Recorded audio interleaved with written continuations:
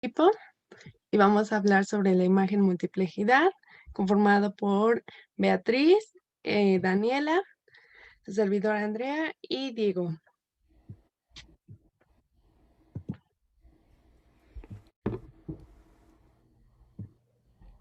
Ya, cámbiale, ¿no? Bueno, pues yo les voy a hablar de el simplex, ¿no?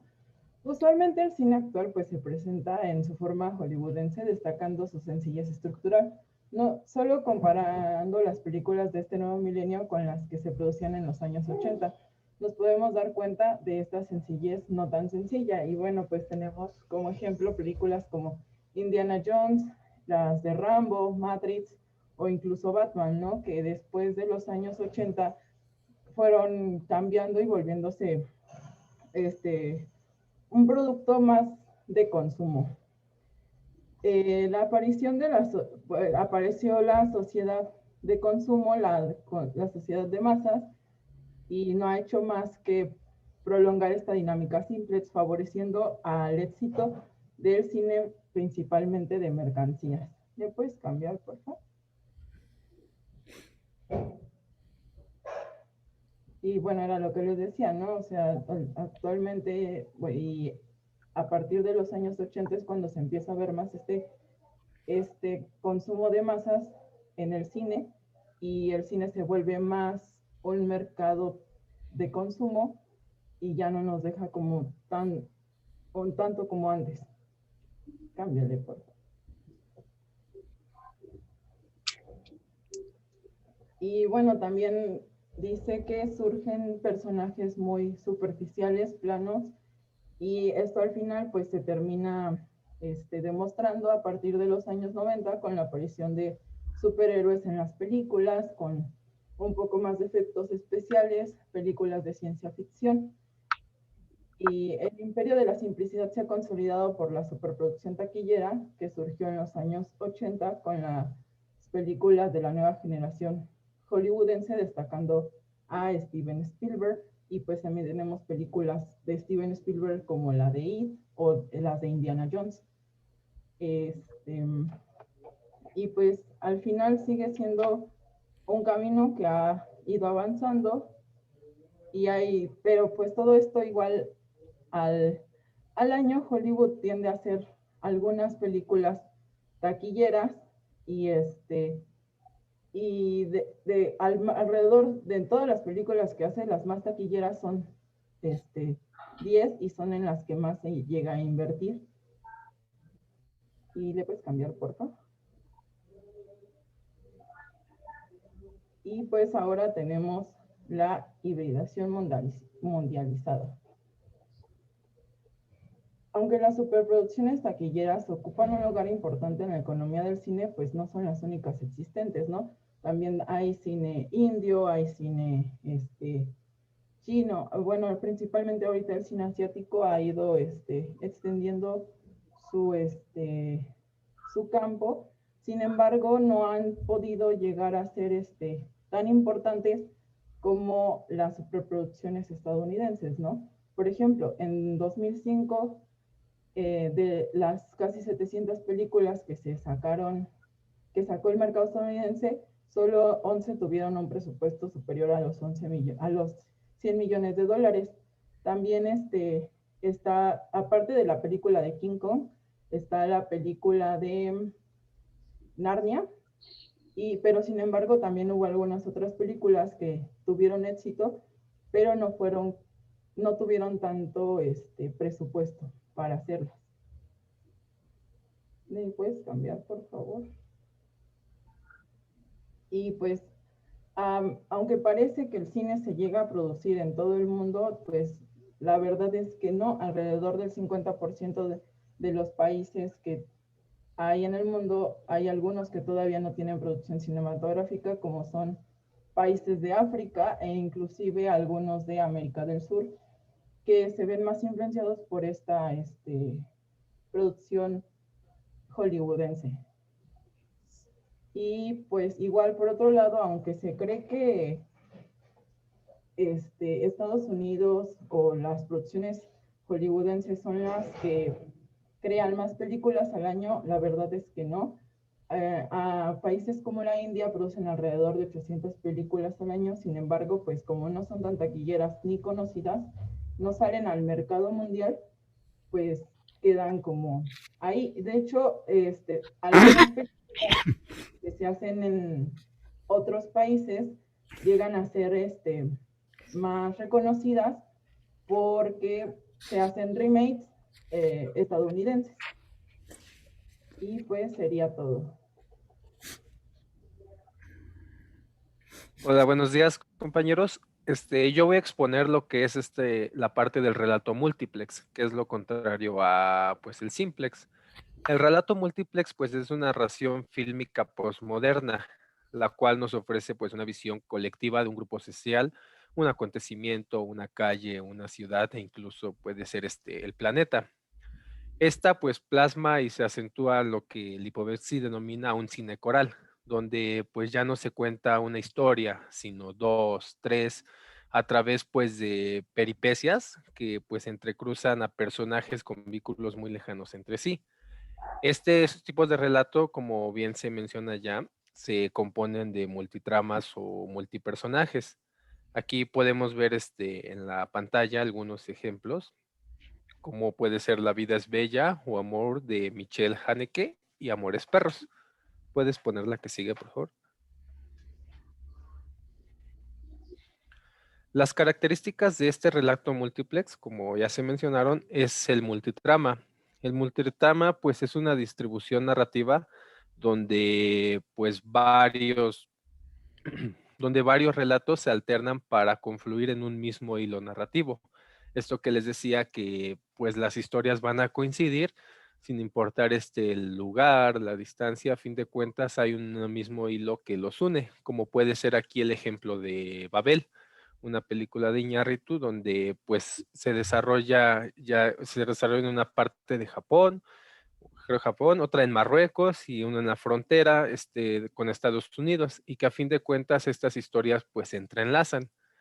Otra de las características que tiene el relato multiplex son los multipersonajes, y esto se refiere a que se habla de un protagonista colectivo, donde los personajes reflejan lo humano, frágil, lleno de grises y claroscuro.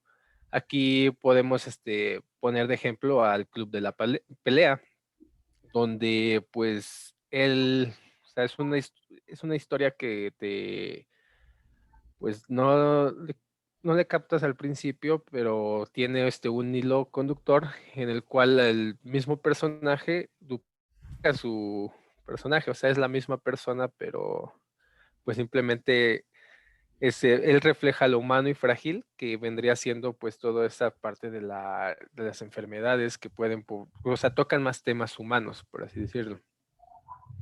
Esas películas también no tienen desenlace, es decir, el desenlace ya no es necesario para el funcionamiento de la película. La imagen eficacia se ha apoderado de la sobresaliente función del sentido. Podemos verlo, por ejemplo, en Amores Perros, donde pues es una película que inicia pues ahora sí se podría decir con el desenlace, el mero clímax, y al final se vuelve a retomar para darle continuidad a la historia y pues queda abierta a finales. Y por último tenemos un hipermontaje, donde una estética de puntillismo donde produce escenas que valen más por sí mismas que en relación con el tema central. Podemos pasar a la que sigue, por favor. Un ejemplo de pues este cine multiplex es pues Alejandro González Iñárritu. Es un director de cine mexicano que utiliza esta narrativa postmoderna en la que pues conjugan modelos clásicos de representación institucional con esquemas narrativos fragmentarios y multitramas. Dos de sus películas donde podemos ver esto es Amores Perros y pues Babel.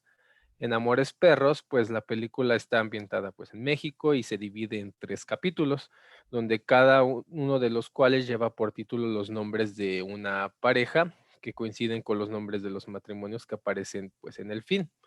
El tema que se declina en este film es el amor, pero el amor como motor de la vida y la voluntad, pero también como una fuente desdichada cuando se confunde con la pasión, con el instinto, y pues no está mediado por la razón y la experiencia.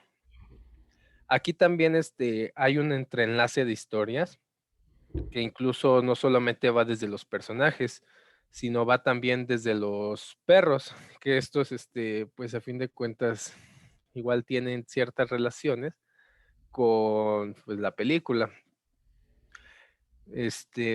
Y pues este contenido de Iñárritu, en el caso de Amores Perros, nos encarna en una metáfora canina. Como lo dije, todas las tramas tienen a los perros como testigos y a veces como protagonistas. Ellos también participan en este esquema de multiprama.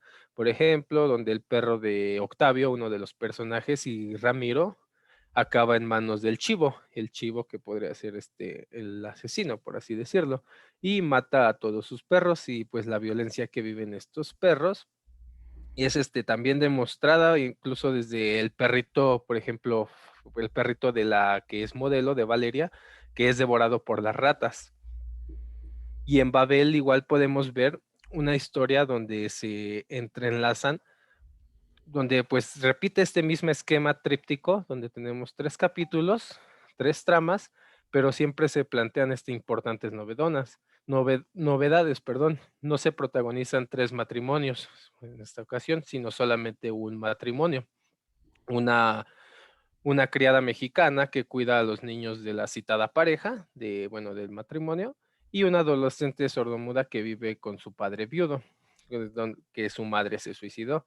Y pues la relación entre las tramas, como siempre, se va descubriendo poco a poco. Y la novedad, esta novedad que tiene esta película es la geográfica, donde pues dije que el hilo de esta historia narrativa no a veces tiene que ser en un mismo lugar, sino que puede ser al otro lado del planeta. Y pues la trama del matrimonio, en este caso, ocurre en Marruecos, la segunda en la frontera mexicana y la tercera en Tokio, un ambiente rural desértico y pobre y un marco popular y delictivo de frontera y un entorno urbano hipermoderno en el centro de Tokio. Podemos ver 3 tipos de escenario donde pues se vuelven a repetir las diferencias sociales, donde pues muy pobres los niños de Marruecos, que van a ser pues el detonante de esta trama, y la clase trabajadora de la criada latina y el alto nivel económico del matrimonio y el padre japonés. Bueno, eso es lo que consiste el relato múltiplex. Es mi participación.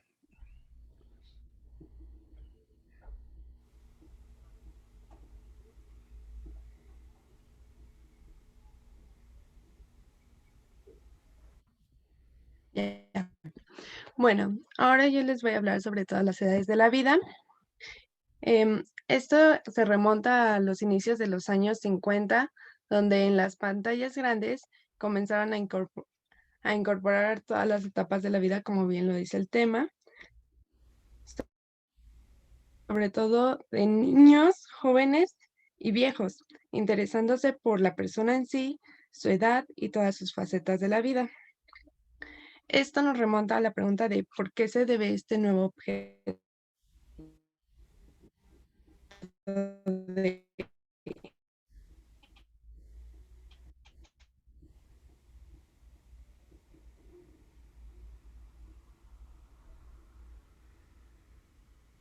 ¿Se fue el sonido? Sí, se le fue el sonido. Parece que está fallando su internet. ¿Sí? Si quieren, pasen a la siguiente diapositiva y la leemos y para ir avanzando un poquito.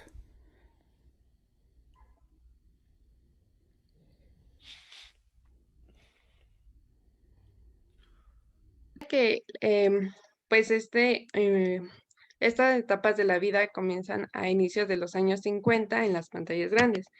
Esto comenzó a incorporarse pues sobre todo de los temas de niños, jóvenes y viejos, que era interesándose por por la persona en sí, su edad y todas sus facetas de la vida. Esto nos remonta a una pregunta de por qué este nuevo objeto en el cine. Pues todo esto se debe al proceso y atención de individualización de la persona. reconociéndolo en todos los sentidos, ya sea social, político, económico, etc. En esta etapa del cine, pues se muestran a niños y jóvenes que quieren vivir pues cada momento de su vida, disfrutar cada segundo sin apresurarse a ser un adulto. En las cintas sobre los niños se muestran temas como infancias difíciles, vidas de colegio, barrios pobres, escasez de recursos, educación, etc. Y pues como ayer lo mencionaba el profe, pues el neorrealismo llega a diferentes países, siendo de ellos, uno de ellos India, donde se muestra a un niño de escasos recursos en la película de La canción del camino, que es de 1955, y esta es una de las primeras de una trilogía donde pues representan la vida de un niño desde pues su nacimiento hasta su madurez, y pues aquí nos damos cuenta de la importancia que ya es como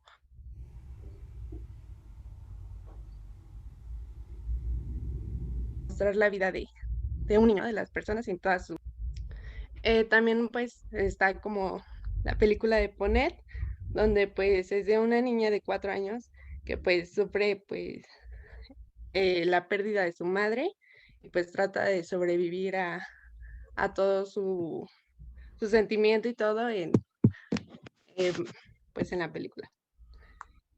Y pues finalmente también está como la película de la infancia de Iván, que es de 1962, del director Andrei Tarkovsky. Y pues esta también viene del contexto de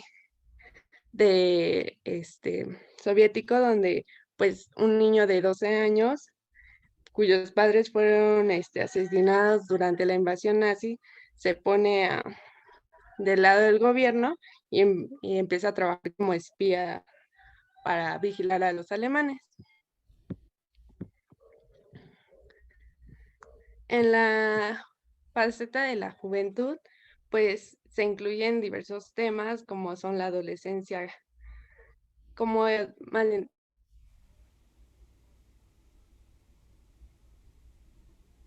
la adolescencia, como son la violencia, la certidumbre de su futuro como un adulto responsable, creando aquí un nuevo género en el cine que es el cine de estudiantes. Y pues este cine de estudiantes tiene como versiones sexuales como está American Pie, musicales como está Rock Academy o High School Musical, también de terror como la de Scream, y pues de aventura como son las de Harry Potter.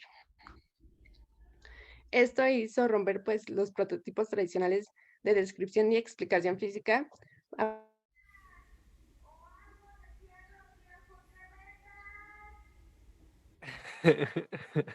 ¿Volvió a pasar? Sí. Apareciendo una nueva forma de ver las edades y el crecimiento individualista. Pues en la actualidad este tema está lleno de situaciones confusas, llenas de crisis sentimentalistas, dudas e interrogantes que se desarrollan a partir del contexto de la persona misma. Pues en los años 60 se incluyeron temas sobre protestas, revueltas, la libertad de vivir una vida propia y la muerte, mostrando conflictos entre padres e hijos o de adolescentes asesinos contra autoridades escolares o de compañeros, y teniendo como factores los videojuegos, el nazismo, ausencia de padres, diversión e inestabilidad psicológica. ¿Le puedes cambiar a la siguiente, por favor?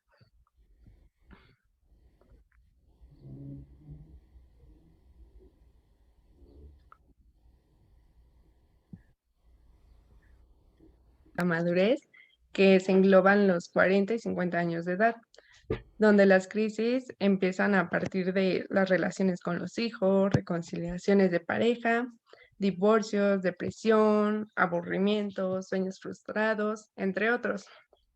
Un ejemplo de estos es Kennedy y yo, que es de 1999, donde pues un personaje masculino está aburrido de su vida, incluyendo su familia y su carrera, y pues tiene solo una obsesión, que es un reloj de su psiquiátrico, donde pues supuestamente este reloj pertenecía a John Kennedy.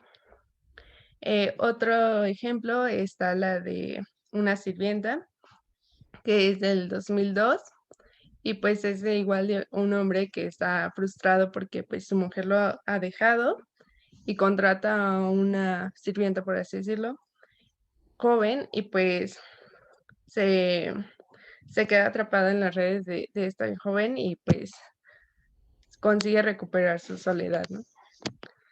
Em, y por último, pues está la vejez, que son desde los 60 hasta los 90 años en ocasiones, donde pues las personas de esta edad buscan una mejor vida, pues disfrutar de su edad, llena de alegría y baile, con aventuras emocionantes, romances o colaborando con sabiduría de la vida.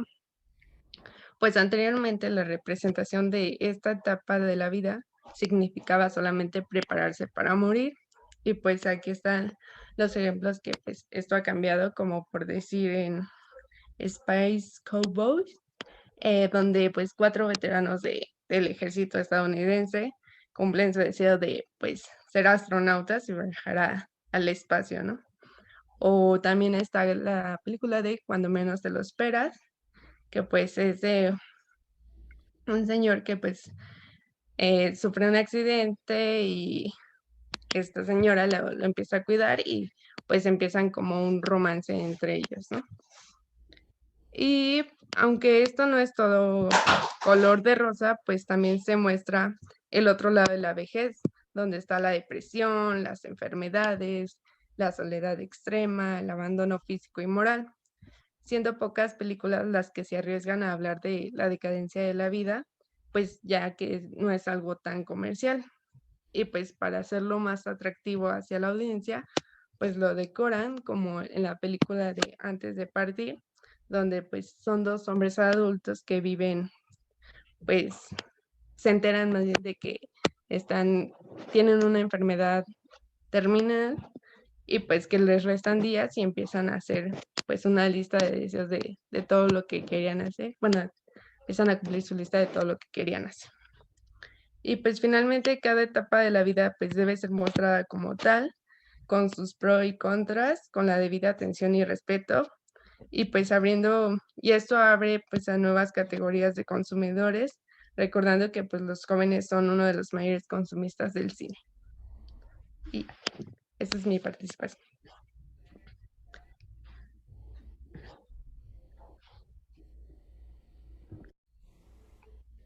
Por último, vamos a hablar de un tema que se le conoce como un hombre, una mujer, acerca de los papeles que se empiezan a representar en las películas, que son papeles atípicos y estereotipados, en el sentido de que en muchas ocasiones teníamos estos papeles estereotipados de un hombre, una mujer, que cumplen con ciertas funciones según en ese momento la sociedad concibía como normal, ¿no? Que los hombres trabajaban, las mujeres estaban en la casa, las mujeres con los niños y, en fin, este tipo de estereotipos que ya conocemos. A su vez, también están estos papeles atípicos, donde se muestran, por ejemplo, hombres que tienen tintes como muy femeninos, mujeres que empiezan a tener papeles como de mujeres muy violentas, mujeres muy borrachas, en fin.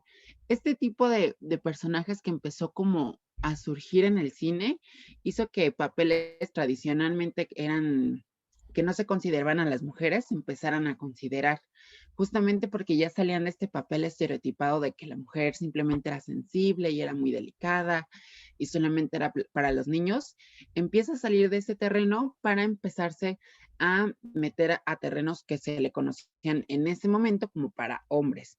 Y en ese mismo sentido nacen nuevos modelos de conducta acerca de cómo se empieza a presentar la conducta de entre hombres y mujeres y cómo se empiezan a relacionar.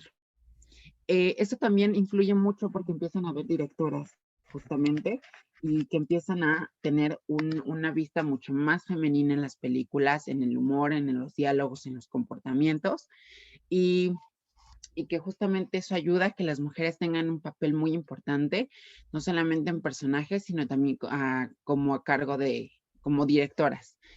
Y también lo que impresiona mucho es que la belleza sale del terreno que normalmente conocemos. Eso ayuda a que muchas mujeres que se les concebía bellas y que eran aptas para ciertos papeles, pudieran adoptar otros, ya que ahora actualmente podrían hacer de personas muy feas, de vagabundas, de prostitutas. Entonces empiezan a salir de ese terreno estereotipado de la belleza, de cómo deben de actuar, para entrar a otro terreno completamente diferente y que les abre las puertas para hacer muchos tipos de películas.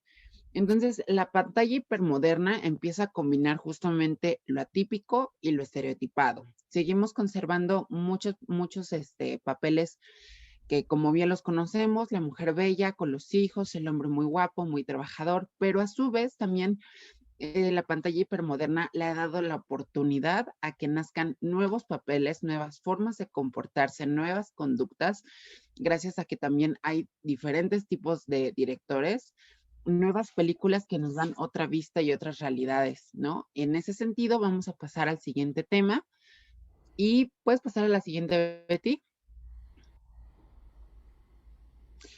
Aquí, por ejemplo, hay dos ejemplos de películas muy importantes, que es El Diablo Viste de Prada, que justamente, como les decía, empiezan a darse esta disruptura de papeles, donde aquí ya la mujer es el protagonista, que es una mujer muy ejecutiva, que es una mujer que es muy empoderada, y también, por ejemplo, La Mujer del Abogado, que es una película que aquí la mujer tiene las riendas y es muy sexual y ella es quien conquista a los hombres, algo que no se había visto al inicio del cine, ¿no? Entonces se empieza a romper con estos papeles tan estereotipados que se tenían de las mujeres, precisamente. ¿Le puedes cambiar, Betty?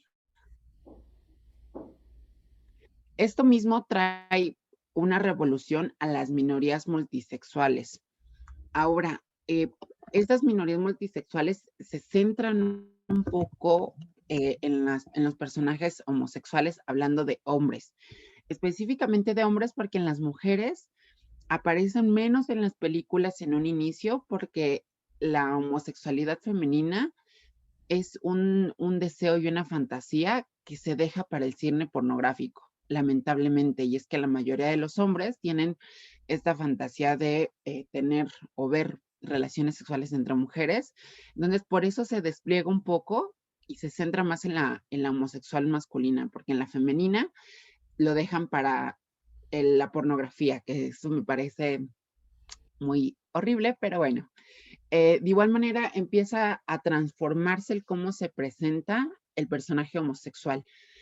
Cuando empiezan estos personajes a aparecer en la pantalla, nos aparecen personajes que solamente son objeto de burla, para hacer mofa, son personajes muy estereotipados de algo que ya hablábamos, que son muy afeminados, que son estilistas.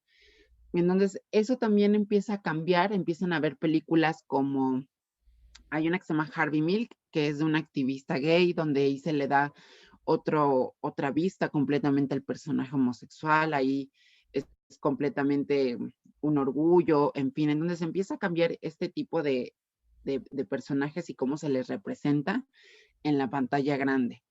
Ahora, también este tipo de minorías multisexuales también se centra en la larga sombra del SIDA, que, como saben, pues fue una enfermedad que durante mucho tiempo acabó con la vida de muchas personas LGBT. Y entonces, en ese sentido, también tenían que lidiar con esa historia, con ese bagaje.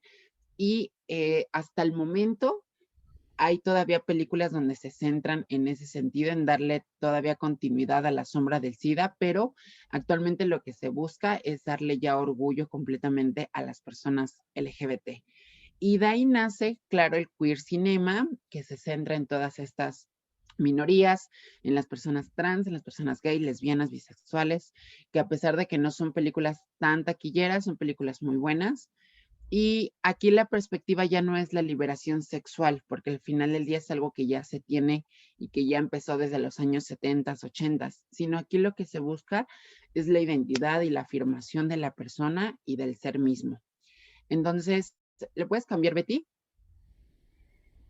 Aquí hay unos ejemplos de cómo en un momento las personas homosexuales fueron motivo de burla, pero a raíz de que, como les digo, fue esto cambiando, hubieron películas muy representativas como Secreto en la Montaña, que ya no es este personaje estereotipado, ya no es este personaje de burla, sino ya es un personaje que se le da un protagonismo, que se le da justamente una vida, una historia que muchas veces eran negadas hace muchos años. Y también, por ejemplo, la película de Chow Chow, que habla también de un enamoramiento de un hombre heterosexual hacia una mujer trans. Entonces, vemos cómo el cine ha cambiado mucho también para las minorías sexuales. Un sector de la población que muchas veces fue olvidado, fue motivo de burlas y que actualmente ya se le da cierto reconocimiento y cierto protagonismo en muchas películas. Y hasta aquí fue mi participación. Gracias. Gracias, compañeros, esto del tema. No sé si alguien